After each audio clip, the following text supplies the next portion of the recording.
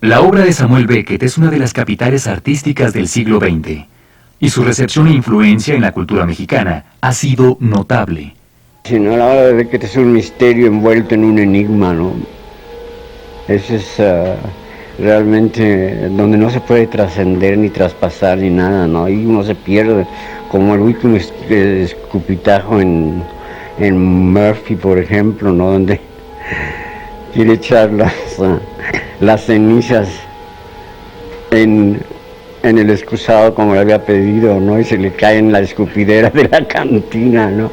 Qué maravilla y qué belleza, ¿no? Sirvan pues los siguientes testimonios de nuestros creadores para documentar la recepción e influencia que la obra de Samuel Beckett ha tenido sobre nuestra cultura. A 100 años de su nacimiento, esto es un homenaje de la cultura mexicana a la memoria de Samuel Beckett. Yo creo que fue la noción de Salvador Lobel cuando puso Esperando a Godot, que fue un parteaguas realmente en el teatro mexicano, ¿no? Igual que en el teatro, la presencia de Beckett en las letras mexicanas es evidente y permanece vigorosa a lo largo de los cambios generacionales. Beckett, de hecho, la manera incluso en la que plantea los personajes podría ser tal vez la manera en que él visualiza su propia prosa. Sus personajes están como aislados, no hay básicamente referencias de un lugar concreto, un periodo concreto. Sí da algunos gestos, por ejemplo, el bombín que utilizan muchos de sus personajes en el teatro, o también en su narrativa se mencionan ese tipo de cosas, y uno podría imaginarse algún tipo de paisaje, pero sobre todo son seres que parece que están viviendo después de la historia. Es algo que escribió Cioran, que eran justamente personajes luego del fin de la historia, que ya no tienen ninguna relación más que con su propia conciencia, aislados completamente y en una especie de batalla contra el lenguaje mismo, más que contra una vida o contra una situación histórica. Más bien se baten contra el fluir de su conciencia y las palabras. Por más de medio siglo, escritores, directores de teatro, críticos, poetas, editores, actores, traductores, músicos, cineastas, artistas y público en general han pensado en torno a la obra de Samuel Beckett. México no es la excepción. Sí es un autor de élite, lo que pasa es que hay un efecto muy interesante, que aunque es un autor que como nombre es manejado o leído por pocos autores o lectores, al mismo tiempo los recursos, los procedimientos que están en su escritura se han generalizado, casi yo diría de una manera, entre comillas, popular. O sea, tú encuentras esta forma de escribir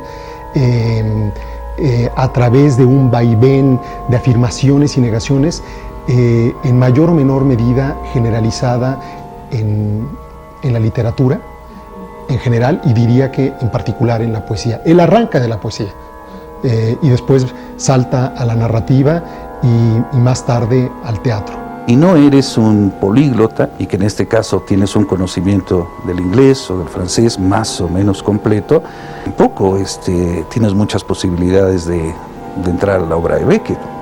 Tenemos que reconocer que las traducciones no son muchas las que pudieran estar disponibles en las librerías, y me da la impresión de que puede ser un autor que intimide a muchos valientes traductores.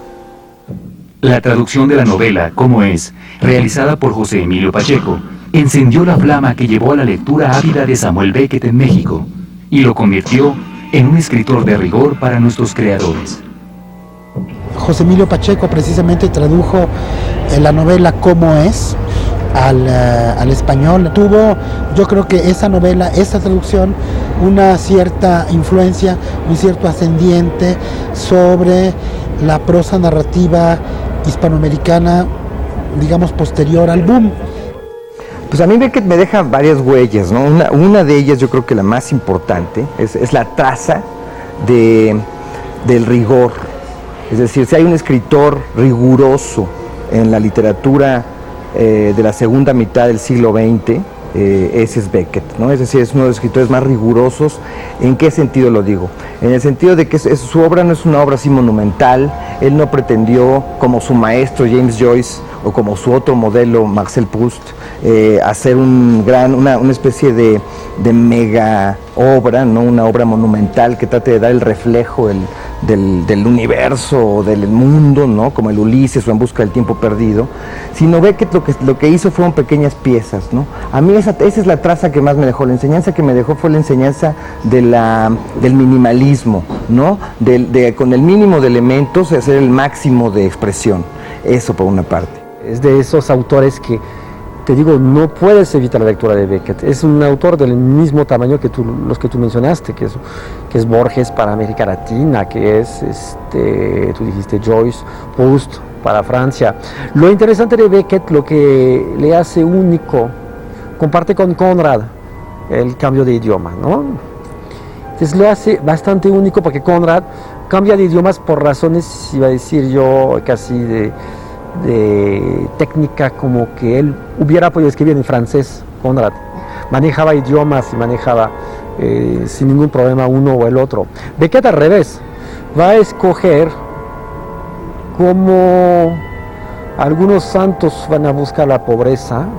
Él va a buscar la pobreza del lenguaje, va a buscar el lenguaje en el cual no podrá ser lírico, el lenguaje más estrecho que podrá manejar, el lenguaje que no le permite expandirse de repente, el lenguaje que es más fiel. Musique de l'indifférence, cœur, temps, air, feu, sable, du silence et boulement d'amour, couvre leur voix et que je ne m'entende plus me taire. Hay autores que contradicen todo ese trabajo que yo he hecho, porque su terreno es el de lo racional. Yo creo que Beckett básicamente es un autor que se sumerge en la esfera de lo irracional, y ahí entender quiere decir algo diferente a lo que se hace con otros autores. Es difícil intentar un análisis lógico de lo que Beckett dice. Lo que te sucede es que te das cuenta de que nacemos solos y morimos solos. Es decir, su gran, digamos, son temas que vienen desde Tolstoy, ¿no? Desde la muerte de Iván Ilich, ¿no? Digamos, si habría que trazar una genealogía, ¿no? Yo creo que la soledad es la máxima enseñanza de Beckett, la soledad del individuo frente al cosmos y frente a la colectividad. Es decir, no es casual que todos sus personajes, o que la mayoría de los personajes sean seres solitarios, o que sean seres que están monologando y que siempre tienen la nostalgia de algo que se perdió. Es decir, hay una especie de nostalgia de un paraíso perdido que puede ser la infancia, en el caso de Wordsworth Howe, sobre todo en su última trilogía de textos breves, Wordsworth Howe, Il-Sin, Il-Sed y Company, si mal no recuerdo. En esos tres textos lo que hay es una nostalgia de la pérdida, ¿no? Es una especie de En busca del tiempo perdido minimalista, ¿no? Así reducido a su mínima expresión. Y es la nostalgia de la infancia perdida, la nostalgia de una felicidad que alguna vez estuvo ahí, como en el cuento Primer Amor, que es un cuento de los años 40, pero que publicó mucho después. Bois seul, bouffe, brûle, fornique, crève, seul comme devant, les absents sont morts, les présents puent. Sors tes yeux, détourne-les sur les roseaux. Se taquine-t-il ou les haille? Pas la peine, il y a le vent et l'état de veille. Él interesa mucho la relación de una dicotomía, la relación silencio-ruido, sentido sin sentido. Y muchas de sus obras acaban en el sinsentido. Y ahora ¿Fui atractiva en el pasado? ¿Fui atractiva alguna vez? Entiéndeme bien. No te pregunto si yo te atraía a ti. Eso de sobra lo sabemos. Te pregunto si yo te parecía atractiva en alguna época. ¿No? ¿No puedes? Bueno, admito que es complicado. De momento, ya has hecho más que suficiente. Ahora acuéstate y relájate. No volveré a molestarte a no ser que me vea obligada a ello. Solo saber que estás allí, a la escucha, es más que suficiente. Creo que hay una experiencia doble al leer a Beckett. Lo que tenemos es la experiencia de lectura mientras está sucediendo, que es maravillosa, sorprendente, y una experiencia del haber leído a Beckett. El convertirse ya en beckettiano sucede después, cuando ya recuerdas a Beckett, cuando de verdad te lo puedes apropiar, si es que esto acaba de suceder en algún momento. Entonces, existe esa experiencia de acercarse, de sumergirse en Beckett, quizá en ningún otro autor sea tan apropiada la palabra, sumergirse en este mundo verbal, cada vez más arriesgado, con el que nunca se conformó, y otra es la de recordar, la de sintetizar, la de hacer un Beckett propio, la de tener tu Beckett, ¿no? Y creo que esa es la importante, la de haberse apropiado de un Beckett, haberlo recordado y haber traicionado el texto para hacértelo propio, ¿no? Para lograr hacer tu propio Beckett. Es un autor para gente que lee, en efecto, es un autor difícil pero no imposible, y es un autor que, a pesar del mundo un poco brumoso, abstracto, desolado en el que se mueve, logra tener momentos de gran intensidad, de gran vivacidad, de gran tensión.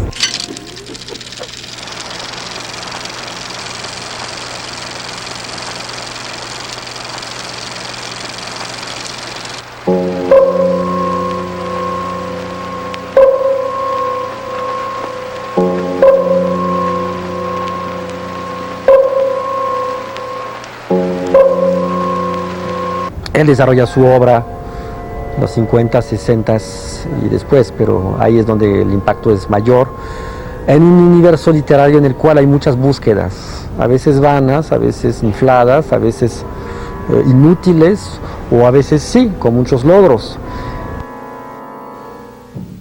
Vacas o fantasmas, papas o duendes, uno en medio, nombres, las personas, nombres, vacas o fantasmas, a veces voces dentro de mí heridas. Yo acariciaba algunas, a eso le llamaba amor, y si aquella voz me llamaba felicidad, pero esa era la aguja en el pajar, casi siempre solo un clamor, un ruido de motores, bocinas, en el espejo una máscara se iba haciendo gris o transparente, rasurarse, peinarse, acicalarse un poco, solo para tener valor de mirarla. Los recuerdos pasaban de vez en cuando como aves, a veces en grupo, a veces solitarias. Pasaban, pastaban, irían siempre al mismo lugar, o bien simplemente daban vueltas en círculo, se esfumaban cuando yo trataba de detenerlas, detenerme, esa era mi fantasía. Nadie sabía estarse quieto, ni siquiera el pescador al acecho, ni siquiera yo. Quieto como un pasajero aferrado a su sitio en un tren en marcha, con la ilusión de no moverse aunque estuviese incrustado en un barco a la deriva. Pero ¿no era esa la tarea? El maestro interior vigilaba en silencio las lecciones, pero ¿qué diferencia habría entre su ausencia y su vigilancia? La forma de su silencio, el sol era uno de sus ojos, la luna otro, el cielo su leche derramada. Pero la tarea, ¿cuál? La calificación solo se sabría en el examen final, aunque no, a cada momento uno sabría. Era eso, el saber de uno, ahí estaba, había que arrancarlo de la roca interior, ablandarla, golpearla, que saliera un poco de polvo para repartir entre los demás. Pero ¿y uno?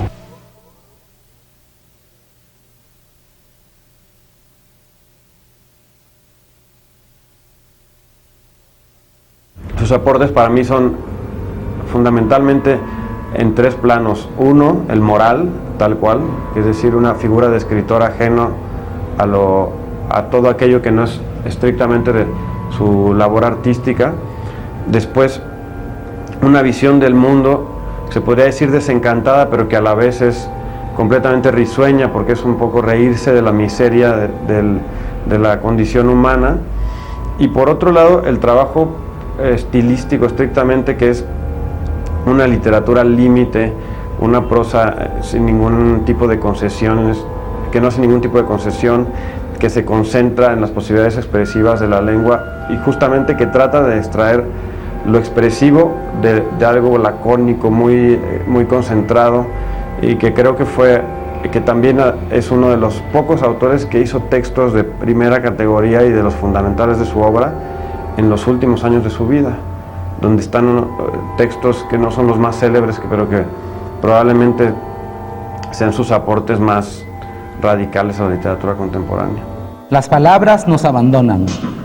Hay momentos en que incluso las palabras nos abandonan. ¿No pasa eso con frecuencia? Que a veces incluso las palabras nos abandonan. Entonces, ¿qué tiene uno que hacer para que vuelvan de nuevo? Cepillar y peinar el pelo si es que aún no se ha hecho. Arreglarse las uñas si necesitan ser arregladas. Estas cosas te ayudan a pasar los malos ratos. Eso es lo que quiero decir. Es todo lo que quiero decir.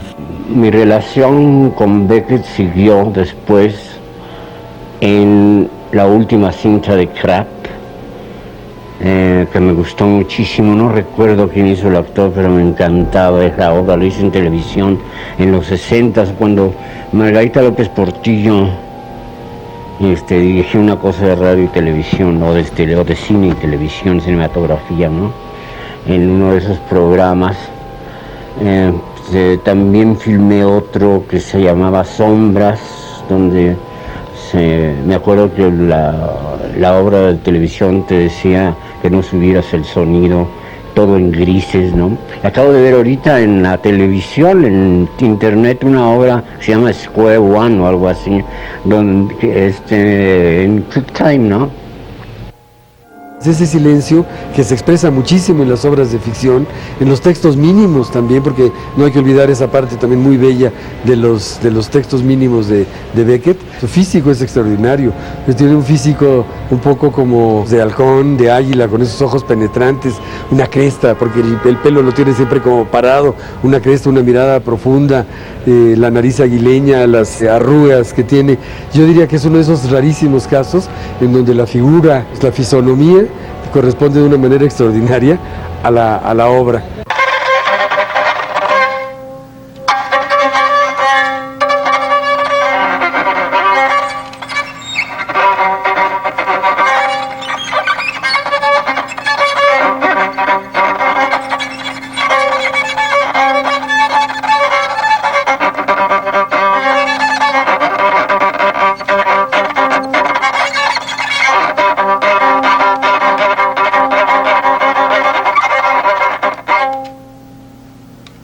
A penny for a poor old man. A penny for a poor old man.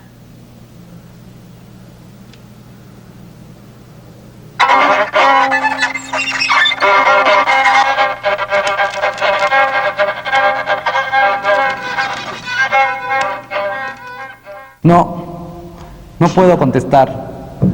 Algo debe ocurrir en el mundo, suceder algún cambio para que yo me pueda mover nuevamente.